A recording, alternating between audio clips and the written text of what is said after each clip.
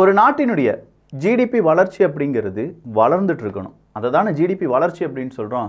ஆனால் ஒரு நாட்டினுடைய வளர்ச்சி கம்மியாயிட்டே இருக்குது, குறைஞ்சிக்கிட்டே இருக்குன்னா அந்த நாடு ரிசர்ஷனில் சிக்கிட்டு இருக்கு அப்படிங்கிறது தான் அர்த்தம். தொடர்ச்சியாக ஒரு 3 வருடங்கள் அதே மாதிரி இல்லாட்டி 3 மாதங்கள் அதே மாதிரி வளர்ச்சி குறைவாக காண்பிக்கப்படுகிறது என்றால் அது உண்மையிலேயே ரிசர்ஷனில் சிக்கிருச்சு. பட் ஒரு நாடு 30 வருஷமாக வளர்ச்சியே இல்லாமல் ரொம்ப பெரிய அளவில் போராடிட்டு இருக்கு அப்படின்னு சொன்னால் நம்ப முடியுதா? பலரும் இன்னைக்கு அந்த நாட்டை உதாரணமாக சொல்லுவாங்க, உழைத்தால் அந்த மக்கள் மாதிரி உழைக்க வேண்டும் அப்படின்னு சொல்லி. எந்த நாடுன்னு கேட்டால் ஜப்பான் தான். 2வது உலகப் போரில் அவங்களுடைய மார்பில் அணுகுண்டுகளை வாங்கி கொண்டு ஒரு நாடு வீருண்டு எழுந்து 3வது எக்கனாமியாக வளர்ந்த ஒரு நாடு இன்னைக்கு 4வது இடத்துல தள்ளப்பட்டு சீக்கிரமாக அது 5வது இடத்துக்கு வந்துடும் அப்படின்னு சொல்லக்கூடிய ஒரு நாட்டின் பட்டியலில் நிற்கக்கூடிய நாடு தான் ஜப்பான். இப்போ ஜப்பானுடைய யென் அப்படிங்கிற அவங்களுடைய நாணயத்தை இல்லாட்டி அவங்களுடைய ரூபாய் எடுத்து பார்த்தீங்கன்னா அந்த கரன்சி அதுக்கு நிகரான டாலரின் விலை அப்படிங்கிறது 160 யென்னாக இருக்குது. 160 யென் ஒரு டாலர் அப்படின்னு சொல்லும்போது ஜப்பானுடைய பொருளாதாரம் ரொம்ப பெரிய அளவில் பயப்படும் நிலைமையில் இருப்பதாக சொல்லப்படுகிறது. இதை சரி பண்ணுறதுக்கு ஜப்பான் அரசாங்கம் முயற்சிகள் எடுப்பாங்க. ஆனால் இந்த ஒரு நிலைமை இன்னைக்கு ஜப்பானுக்கு வந்திருக்கு. இதே மாதிரி நாம் வளர்ச்சி அடைந்து வருகிறோமே, இந்தியாவுக்கு ஏற்படுமா அப்படிங்கிற ஒரு பயம் உங்ககிட்ட இருந்தது என்றால் ஜப்பான் செய்த பிரச்சனைகள் இல்லாட்டி அவங்க செய்த குளறுபடிகள் என்ன அப்படிங்கிறத நம்ம பார்த்தாலே தெரிஞ்சிடும் ஏன் ஜப்பான் அரசாங்கம் இல்லாட்டி அவங்களுடைய பொருளாதாரம் வீழ்ச்சி அடைந்து கொண்டிருக்கிறது அப்படின்னு சொல்லி. அன்பு தமிழஞ்சங்களுக்கு தமிழ் பொக்கிஷத்தின் வணக்கங்கள். 2010 வரை ஜப்பான் தான் 2வது பெரிய பொருளாதாரம் மிக்க நாடாக இருந்தது. அமெரிக்காவுக்கு அடுத்தபடியாக இருந்தது ஜப்பான் தான் 2010. அடுத்ததாக சீனா முன்னேறி வராங்க, 2வது இடத்தை இழக்கிறது ஜப்பான். மறுபடியும் 3வது இடத்துக்கு தள்ளப்படுது. 3வது இடத்துல இருக்கக்கூடிய ஜப்பான் ஆக மொத்தமாக அவங்களுடைய ஜிடிபி அப்படின்னு சொல்லி பார்க்கும்போது 4.2 ட்ரில்லியன் அமெரிக்க டாலராக இருக்குது. ஆனால் அதையும் ஓவர் கம் பண்ணுற அளவுக்கு யார் வராங்க அப்படின்னு பார்த்தீங்கன்னா ஜெர்மனி வராங்க. பின்னாடியே சண்டை போட்டு ஜெர்மனி வராங்க. ஜெர்மனியுடைய ஜிடிபி 4.4 ட்ரில்லியனாக மாறுகிறது. அப்படி ஜெர்மனி வரும்போது ஜெர்மனி 3வது பொருளாதார நாடாக மாறுது. 4வது இடத்துக்கு ஜப்பான் தள்ளப்படுது. 2010 2வது இடமாக இருந்தது. இப்போ 2024 எடுத்து பார்த்தீங்கன்னா 4வது இடத்துலேருந்து 5வது இடத்துக்கு தள்ளி போயிடுமா அப்படிங்கிற மாதிரியான நிலைமையில் நின்று கொண்டிருக்கிறது. இந்தியாவினுடைய ஜிடிபி வளர்ச்சி அந்த அளவுக்கு கொஞ்சம் கூடுதலாக இருக்குது. சரி, இந்தியாவினுடைய ஜிடிபி வளர்ச்சி ஒரு 6% இல்லாட்டி 5%க்கு எபோவ் அப்படின்னு சொல்லி பல அமைப்புகளும் சொன்னாலும் ஜப்பானுடைய ஜிடிபி வளர்ச்சி எவ்வளவா இருந்தது அப்படின்னு கேட்டிங்கன்னா 0.4%ஆக இருந்தது. இந்த 0.4% அப்படிங்கிறது நெகட்டிவாகவும் இருந்ததும் அதன் பிறகு கொஞ்சம் அவங்க என்ன செஞ்சாங்க, ஜப்பான் அரசாங்கம் பல முயற்சிகளை மேற்கொண்ட பிறகு தான் 0.4%ஆக இன்க்ரீஸ் ஆனது அப்படிங்கிற ஒரு வரலாறும் இருக்குது. அப்போ 2023 ஜப்பானுடைய பொருளாதாரம் அப்படிங்கிறதுல ரொம்ப சுணுக்கம் அப்படிங்கிறது ஏற்பட்டிருக்கிறது அப்படிங்கிற தகவல் எல்லா ஊடகத்தாலும் பேசப்பட்டது. அதுக்கு முன்னாடி 2022 பேசப்பட்டது. இப்போ 2024 நம்ம பேசிட்டு இருக்கோம். ஜப்பான் அப்படின்னு சொல்லும் போதே உழைக்கக்கூடிய மக்கள் தானே, அவங்க என்ன வேணாலும் கடுமையாக உழைப்பார்களே, ஜப்பானில் தான் தூங்க கூட இல்லாமல் உழைத்து கொண்டே இருப்பார்கள் அப்படின்னு சொல்லக்கூடிய அந்த சொற்றொடருக்கு மத்தியில் ஜப்பானுடைய மிகப்பெரிய பிரச்சனையாக மாறி நிற்பதே அவங்களுடைய மக்கள் தொகை தான். மக்கள் தொகை மட்டும் ஒரு பிரச்சனை கிடையாது, அதுக்கு பின்னாடி இருக்கக்கூடிய ஜப்பானுடைய முட்டாள்தனமான சில முடிவுகள் அப்படின்னு சொல்லலாம். ஒரு கட்டத்துக்கு மேலே ஜப்பானுடைய கரன்சியை பாதுகாப்பதற்காக ஜப்பான் அரசாங்கம் என்ன செய்கிறாங்கன்னா, மக்களிடம் என்ன செய்யட்டும், என் வேல்யூ அப்படிங்கிறது, அதாவது அவங்களுடைய ஜப்பானுடைய கரன்சி வேல்யூ கம்மியானாலும் பரவாயில்லை அப்படிங்கிற மாதிரியான எக்கனாமி பாலிசிஸை உருவாக்குறாங்க. என் வேல்யூ பரவாயில்லை அப்படின்னு சொல்லும்போது நிறைய பேர் மத்தியில் என்ன கிடைக்குது, பணம் அப்படிங்கிறது கிடைக்குது. பணம் நிறைய பேருடைய மத்தியில் கிடைக்கும் போது அது எக்ஸ்போர்ட் தொழில். ஜப்பான் அப்படின்னு சொன்னாலே நம்ம ஞாபகத்துக்கு என்ன வரும், நிறைய எக்ஸ்போர்ட் தொழில்கள் தான் ஞாபகத்துக்கு வரும். அதுவும் கார் பில்ட் பண்ணுறதா இருக்கட்டும், இல்லை பெரிய அளவில் மெஷினரிஸாக இருக்கட்டும். ஜப்பான் மெஷினரிஸுக்கு, ஜப்பான் கார்களுக்கு மவுஸ் அப்படிங்கிறது எப்போவுமே ரொம்ப கூடுதலாக இருக்கும். ஸோ அவங்ககிட்ட இருந்து வரக்கூடிய மெஷினரிஸ் எல்லாம் அவ்வளோ ஸ்ட்ராங்காக இருக்கும் அப்படின்னு சொல்கிறது நம்ம எல்லாருக்கும் தெரிந்ததுனாலையும் உலகத்துக்கு எல்லாருக்கும் தெரியறதுனாலையும் எக்ஸ்போர்ட் அப்படிங்கிறது ரொம்ப கூடுதலாக நடந்துட்டு இருக்கு ஜப்பானில்.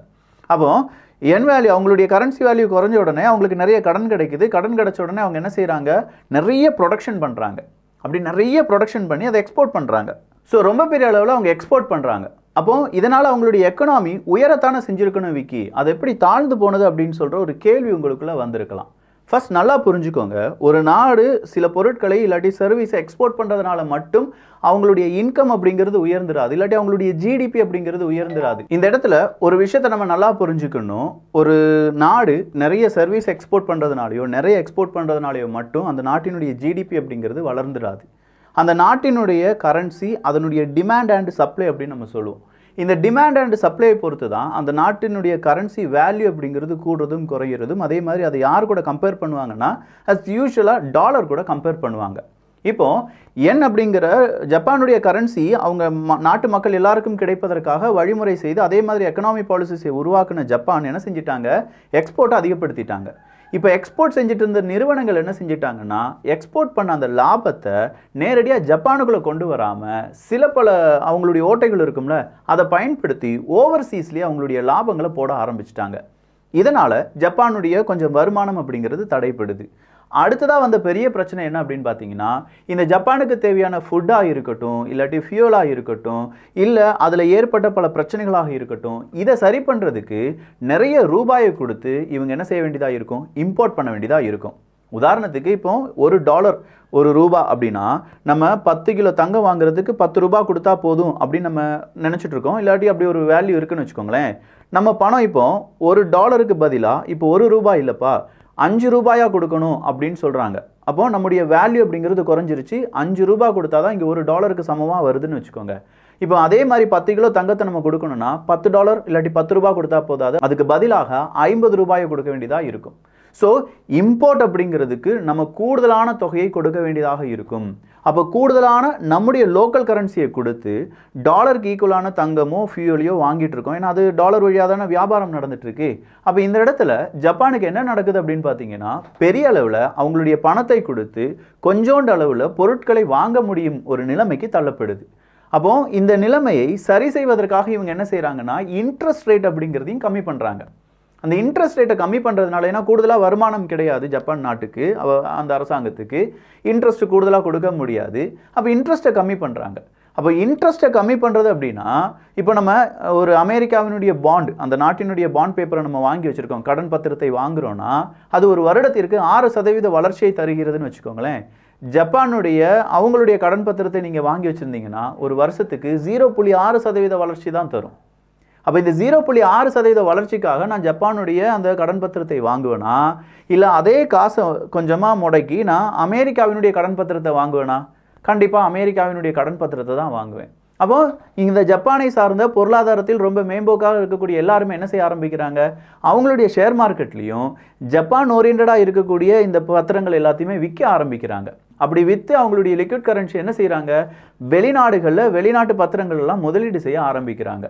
இப்படி செய்யும்போது அவங்களுடைய மார்க்கெட்டும் என்ன ஆகுதுன்னா டவுன் ஆகுது. மறுபடியும் அவங்களுடைய டிமாண்ட், அந்த பணத்தினுடைய டிமாண்ட் அப்படிங்கிறது குறையுது. அதை விட எந்த டிமாண்டு கூடுது, டாலர்னுடைய டிமாண்ட் அப்படிங்கிறது அதிகரிக்கிறது, இல்லாட்டி பிற நாடுகளுடைய கரன்சி அப்படிங்கிற டிமாண்ட் அப்படிங்கிறது அதிகரிக்கிறது. அப்போ சப்ளை நிறைய இருக்குது, டிமாண்டு கம்மியாக இருக்குது அப்படின்னு சொல்லும்போது மறுபடியும் அங்கே ஒரு தேக்க நிலைமை வருது ஜப்பானுக்குள்ளேயே. இந்த தேக்க நிலைமையை சரி பண்ணுறதுக்காக ஜப்பான் அரசாங்கம் என்ன செய்கிறாங்கன்னா, அவங்களே என்ன செய்கிறாங்க, ஒரு கட்டத்தில் அவங்களுடைய கரன்சியை வாங்குறாங்க. அவங்களுடைய கரன்சியை வாங்குறது, அவங்களுடைய பத்திரங்களை வாங்குவது இப்படின்னு சொல்லி இதை சரி பண்ணுறதுக்காக பல விஷயங்களை மேற்கொள்கிறார்கள் ஜப்பானுடைய அரசாங்கம். ஆனால் மறுபடியும் வந்திருக்கக்கூடிய ஒரு பிரச்சனை என்னென்னா அவங்களுடைய ஜனத்தொகை தான். இந்த ஜனத்தொகை அப்படின்னு சொல்றதுல இப்போ ஜப்பான் நாட்டை சார்ந்தவர்களில் முதியவர்கள் தான் அதிகமாக இருக்காங்க. முதியவர்கள் அதிகமாக இருந்தால் ப்ரொடக்ஷன் அங்கே எப்படி இருக்கும் அப்படிங்கிற ஒரு கேள்வி இருந்தது. அந்த ப்ரொடக்ஷன் கம்மியாகிறதுக்கான வாய்ப்புகள் இருக்குது அப்படிங்கிறது எல்லாருக்கும் தெரிஞ்ச விஷயம்தான்.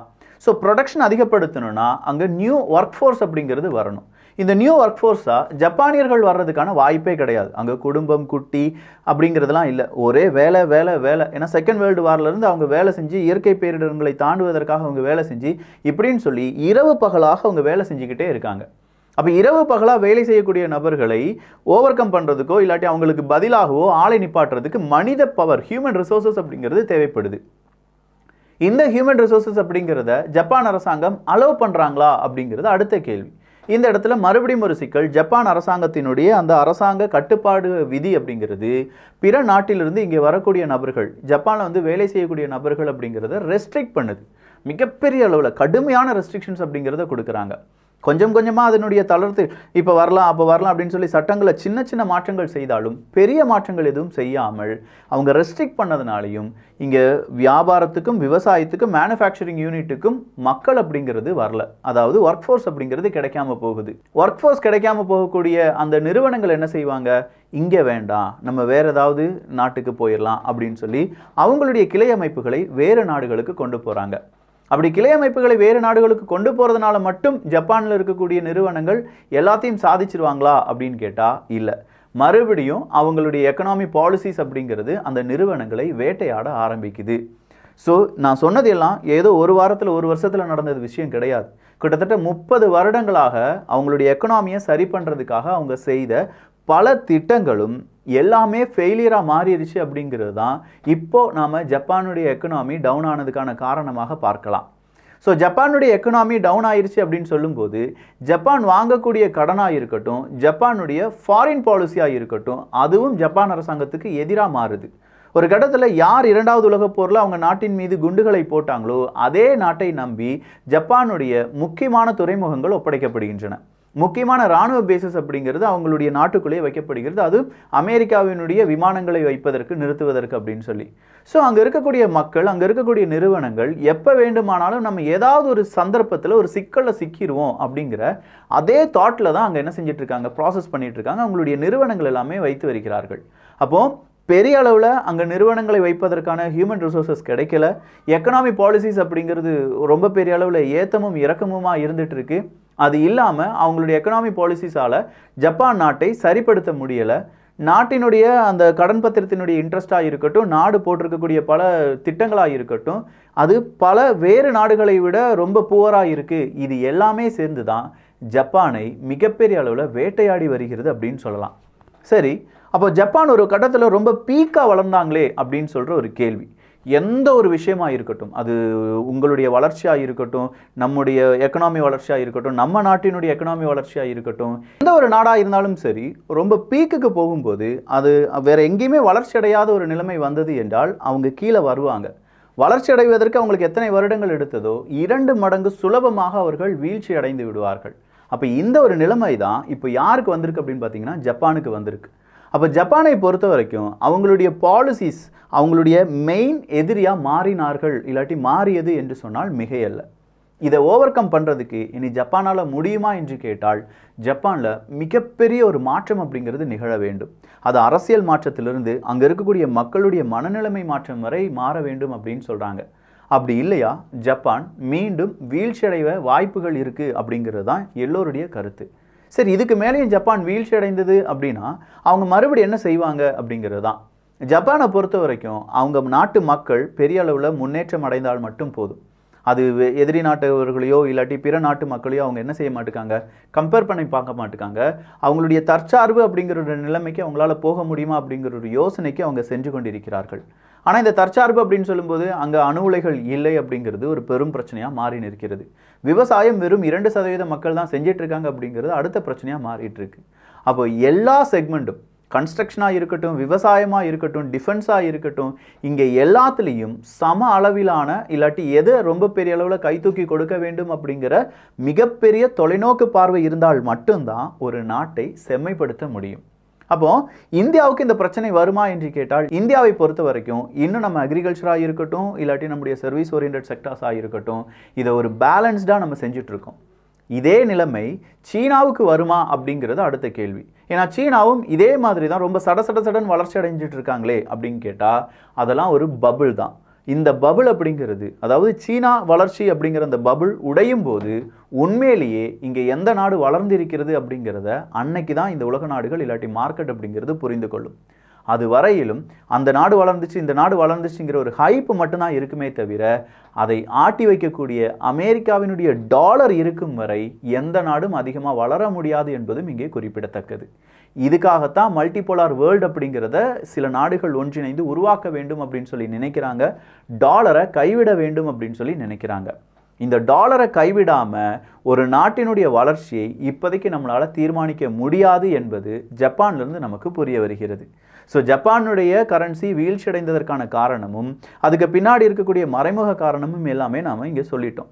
ஆனால் அதை விட ரொம்ப இம்பார்ட்டண்ட்டாக நம்ம கவனிக்கப்பட வேண்டியது, நாமும் இதே மாதிரியான ஒரு நிலைமையில் இருப்பதால் இது நம்முடைய செக்டார்ஸ், நம்முடைய பங்கு வர்த்தகத்தை பாதிக்குமா?